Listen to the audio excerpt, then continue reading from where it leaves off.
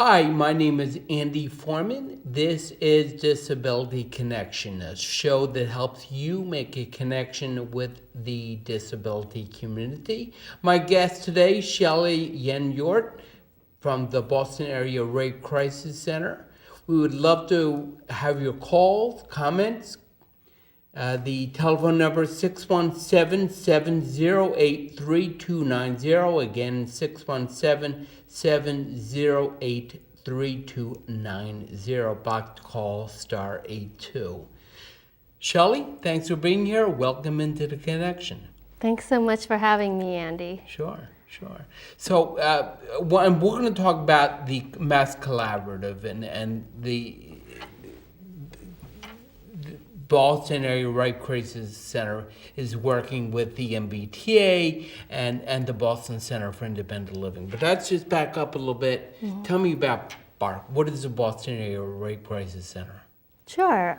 So BARCC's mission is to end sexual violence through healing and social change. And so we do that by providing services to survivors, their friends and families, and communities. We provide services to survivors of all genders, 12 years and up, and we work with survivors who were sexually assaulted recently, as well as survivors who were assaulted a long time ago and want to come in and talk to us now. So all of our go ahead.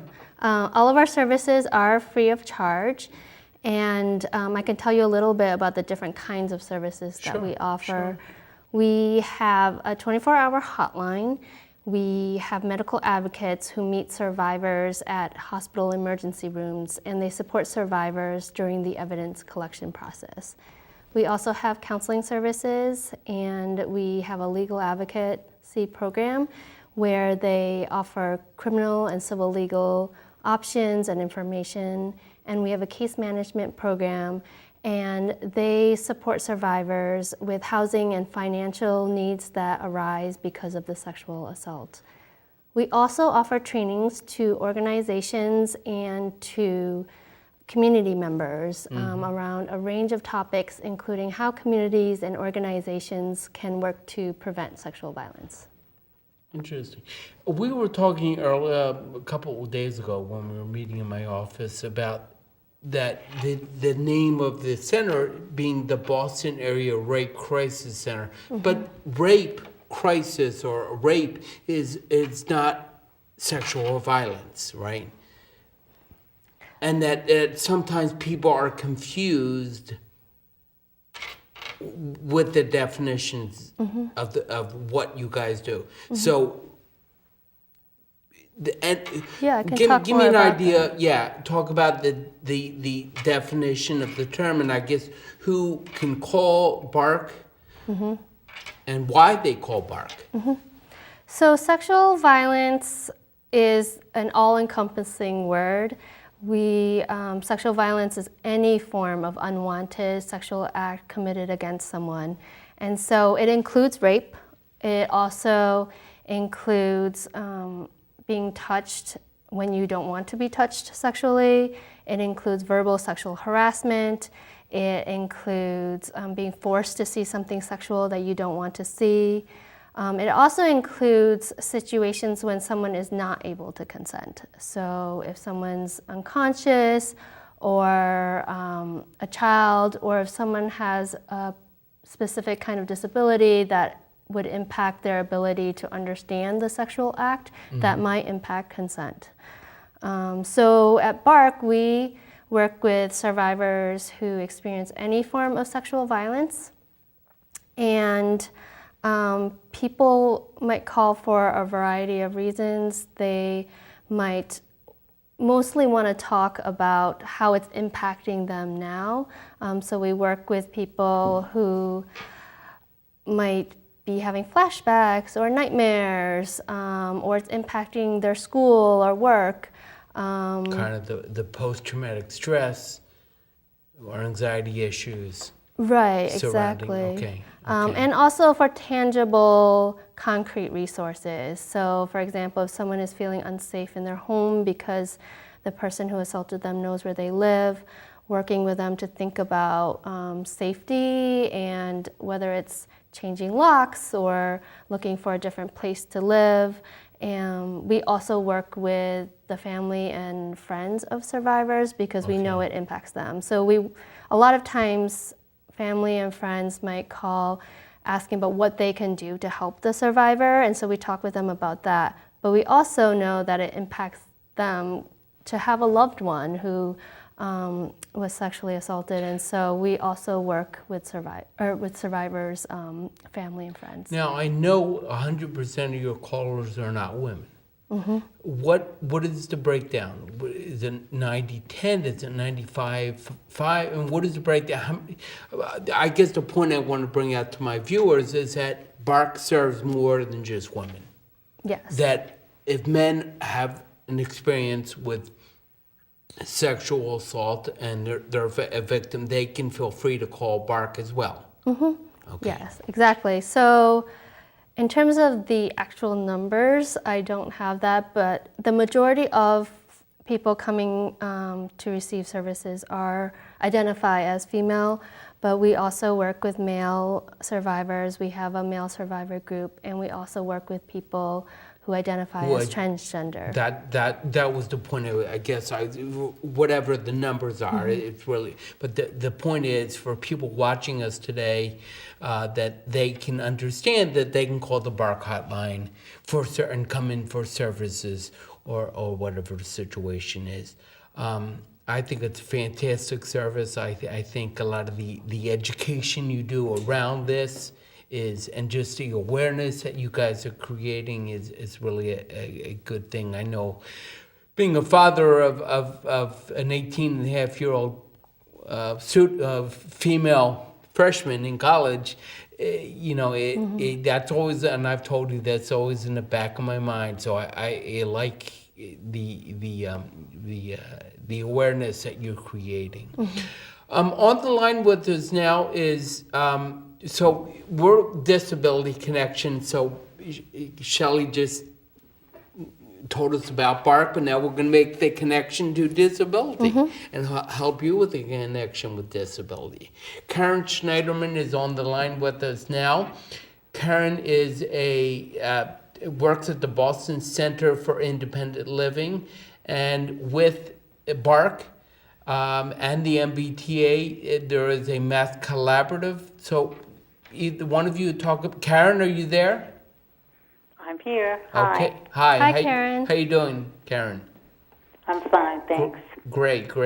So, Shelley, why don't you begin talking about the Mass Collaborative, and Karen, you can jump in. So the Mass Collaboration, which stands for Movement for Access, Safety, and Survivors, is, like you said, a collaboration between BARCC, BCIL, the MBTA, and the Transit Police Department.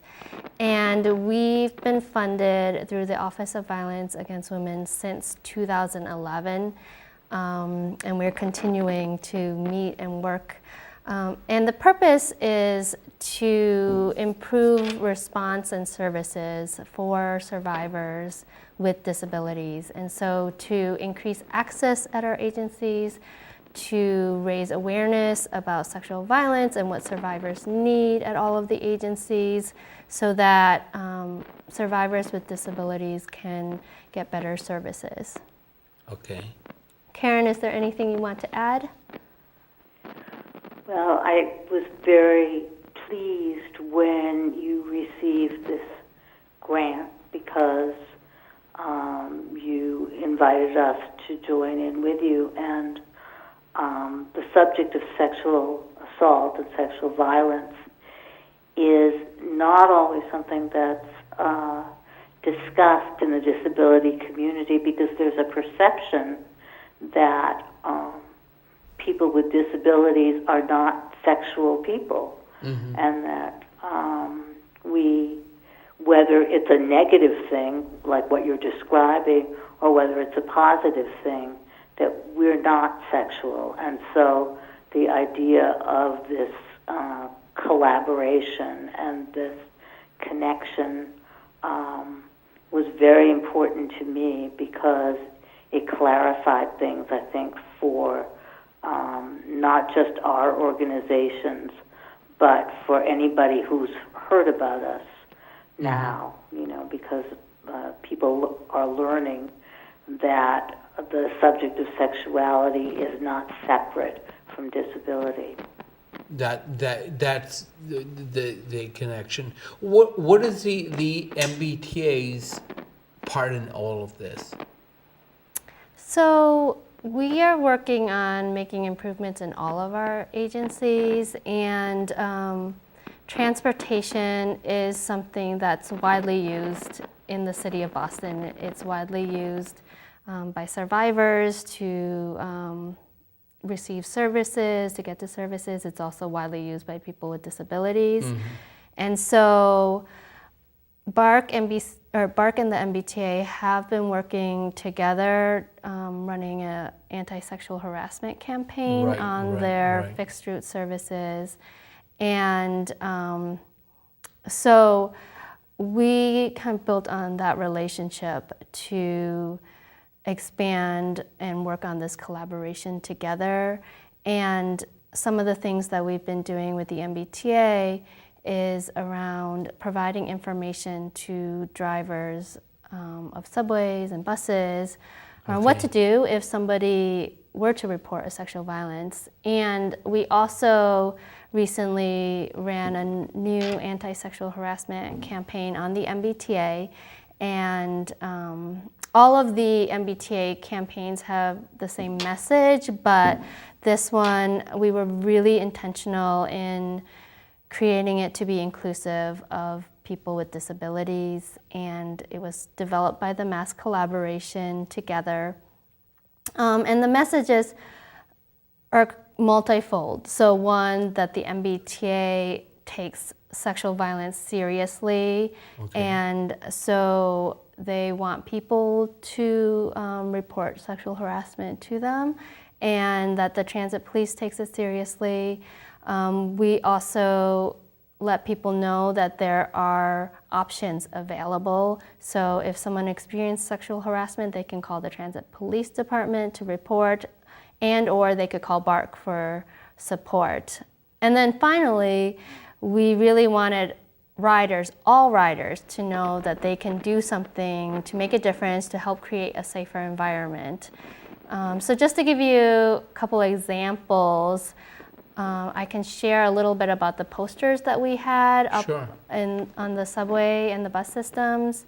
So we have, all of them had images of different people who are basically riders intervening in situations. And in one of them, there's a woman who is blind who hears someone saying, "Hey, I'm just fooling around," and then there's a young voice, a young man or a teenager who's saying, "Please leave me alone." And the woman who is overhearing this knows something's not right, and so she calls the transit police department to report that something's happening. In another one, there is a man who uses a wheelchair, and there's a woman who's blocking his way from leaving and saying verbally sexually harassing things, and another passenger steps in between them and then calls the transit police department. And so big message of that campaign is that everyone can be involved in intervening if they notice sexual harassment. Karen, first off, how long has this been going on, this campaign, or the collaborative, I guess? A couple years, or? Oh, sorry. Sorry, I thought you were asking me. No, yeah, Since no, 2011. Well, I guess my question was, what is in the time that the collaborative has been around, what has been the greatest success? I guess, Karen, I was turning to you from a disability standpoint. What has it done for or to the disability community that wasn't there previously?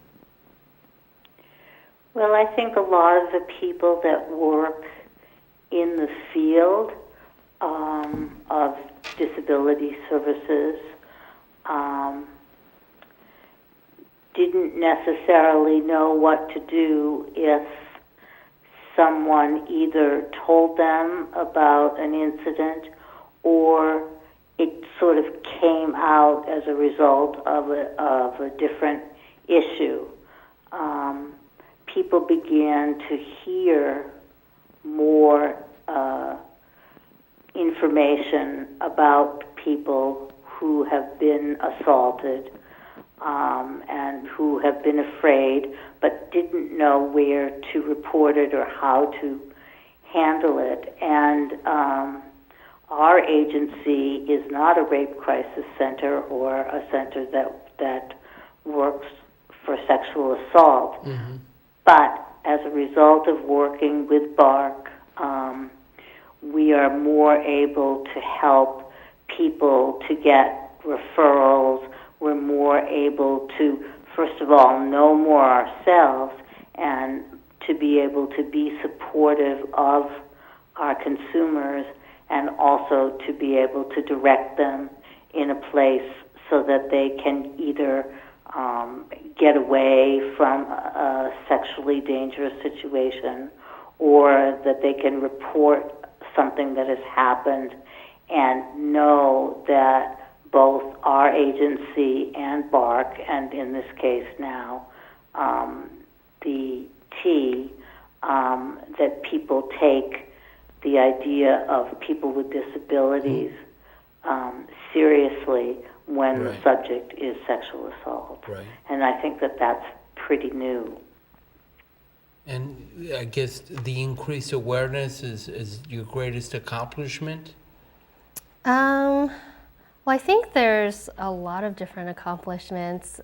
For BARCC, it's a greater awareness about ableism and about how to be more inclusive of people with disabilities in our agency as a whole. Right, right. So I think we've really grown to really think about, for all of the roles that we have, how we can be more inclusive to people with disabilities in our services, in our HR practices, in our volunteer program, and in our events too, to think about how do we make something more universally accessible, making sure we let people know that they can ask for accommodations, asking clients who call about whether there are specific accessibility needs and how we can make our services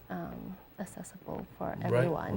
Right. It sounds like it's a win-win-win for the MBTA. They can provide another service or in terms of safety and response to their customers, in terms of the disability, addressing a problem within the disability community, and for BARCC, not include, increasing the awareness, not just but about people with disabilities and their needs. So it sounds like it's a pretty natural fit. Karen, did you want to add anything? Well, I'm delighted that we began with a grant, and we're all working together, and we've received several additional grants, which allows us to learn more, about each other.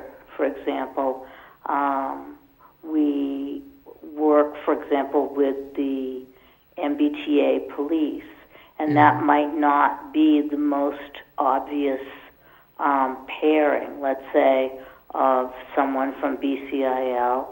But now that we've gotten to know people, we have another way to work on supporting our consumers, and another way for consumers to feel that they are taken seriously and that they will be treated safely by the MBTA Right. police. And it's funny. Well, not funny, but the whole aspect, and I did a kind of a skit in a independent living center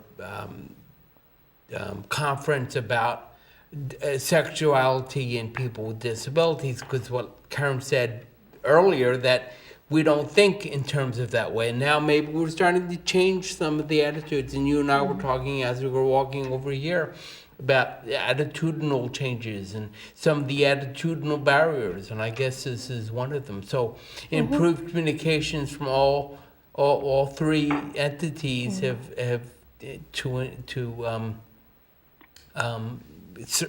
better serve people with disabilities is what it's all about, I guess.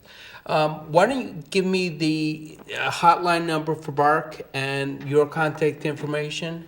Sure. The hotline number is 1-800-841-8371, and it's available 24 hours, 7 days a week. We have trained rape crisis counselors on, and survivors as well as people who are supporting survivors are welcome to call to talk to someone, to get resources, to get connected to BARCC services. And then for people who are interested in learning more about the mass collaboration, you can contact me. My email address is SYENEWERT@barcc.org. And I guess that was for someone out there who wants to who likes what you're doing in terms of eradicating attitudinal barriers. How can they get involved? Just by contacting you, by calling BARCC? Yeah, they can call BARCC, and there are a lot of different ways people can get involved. So they could volunteer if they would like to volunteer. And they can also invite BARCC to come and meet with their community or their organization, and you can learn more about what your community or organization can do to prevent sexual violence in your communities. We provide trainings on how people can be what we call active bystanders, and how to recognize situations of sexual violence and how to intervene or develop some skills around that. And then also we work with organizations around policies. Great. Well, thank you again, Shelley, and thank you, Karen.